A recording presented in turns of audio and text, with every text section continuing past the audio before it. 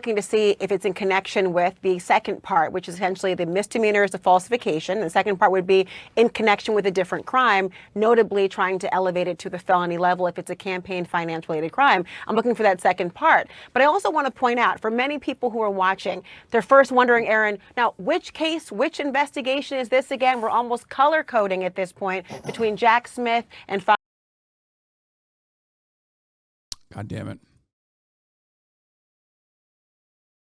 second part, which is essentially the misdemeanor is the falsification. The second part would be in connection with a different crime, notably trying to elevate it to the felony level if it's a campaign finance related crime. I'm looking for that second part. But I also want to point out, for many people who are watching, they're first wondering, Aaron, now which case, which investigation is this again? We're almost color coding at this point between Jack Smith and Okay. Oh, the CNN one keeps breaking. Yeah.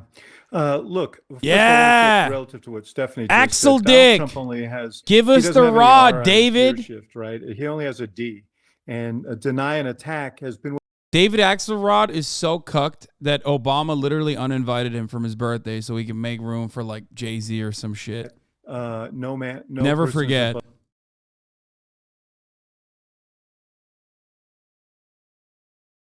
Oh, what the fuck? All of these, they're all breaking. That Donald Trump only has, he doesn't have any R on his gear shift, right? He only has a D. And deny an attack has been what he's done all his life. I can't imagine that he won't do that here. But in terms of the DA, look, I think he'll make the case that no person is above. Pandemic, the governor of New York actually told the statute of limitations for criminal crimes for any prosecution for over a year.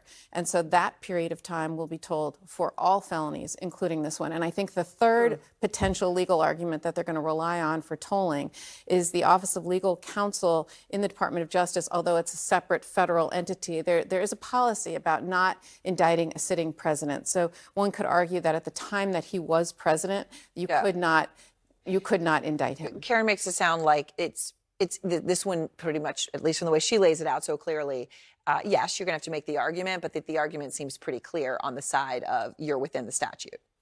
That's right.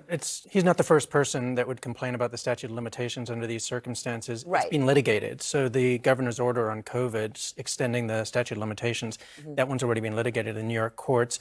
The presidential immunity is a special one that hasn't been, but if they needed to turn to that, then that one would be a novel question.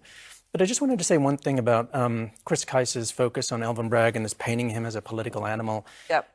2 data points. One, his predecessor, Cy Vance, as the district attorney on his way out the door, said that he supported an indictment of Trump for these financial charges, but he left it to Bragg to decide.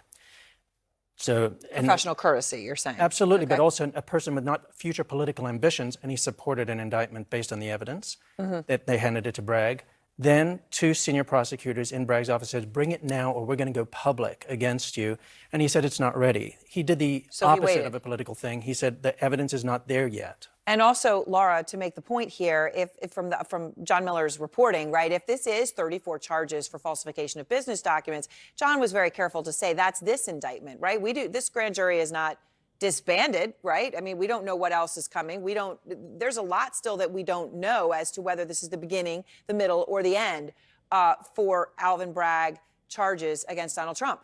Absolutely. They sit for a 6-month period. We don't know all the cases they're actually looking at or whether there is a larger scope in all this. But I do want to point out Governor Ron DeSantis's extradition statement about how he's not going to support his role as a governor of a different state in a country where the Constitution requires interstate extradition to have the role of a governor be very ministerial. He will have to essentially have the sign off from Governor Kathy Hochul. He can slow roll it. He could try to use a committee or delegate responsibility about signing off on it and figuring out whether or not all the I's are dotted and T's are crossed. But the only other avenue that Trump would have if the slow rolling does not actually occur is to appeal to a judge to say this indictment is not lawful and try convincing a judge that a grand jury and what they have decided is somehow not to be credited. So his statement, although lengthy, doesn't have a whole lot of meat on the bone. All right. Thank you very much. And all of you, please stay with us. Our breaking news coverage will continue. We're just going to take a short break. Sunday nights, we're trying something a little different. Damn. One whole story. Fox, here's how you know Fox News is a real one. They're not running ads in between this. A number of communities. I was wrong. Okay, never mind.